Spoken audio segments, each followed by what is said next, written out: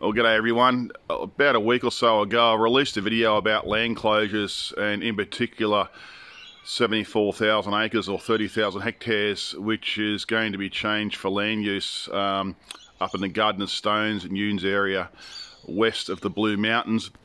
Since then, I've been absolutely inundated by people asking how can we prevent this from happening, what's going to change.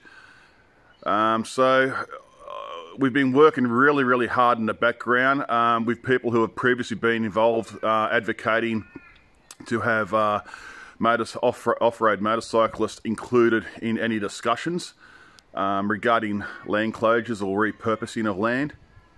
So we've got I've got a really good crew together at the moment. It's early days, but we will be operating under the Australian Motorcyclists Association, and it's important that we do that. We've already got 31,000 members within the Australian Motorcyclists Association, so we've got a bit of pull that way, and we can effectively communicate with a lot of riders via the association itself. So we're going to form a national advocacy committee which will represent recreational riders on public land. That includes state forests, crown land and national parks.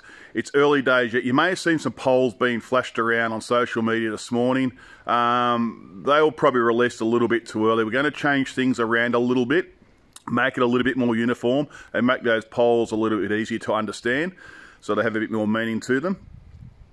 So just hang tight while we work in the background.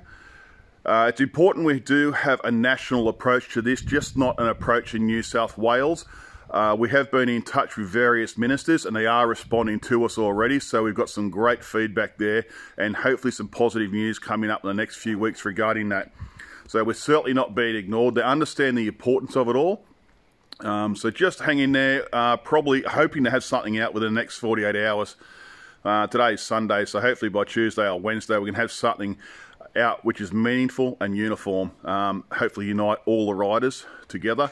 There have been some previous groups which have been advocating, but we're not sure how effective they have been, and I commend them for their efforts, but I think the way forward is we'll start off in New South Wales and have a national approach to it all, so we can approach federal and state politicians and work from there.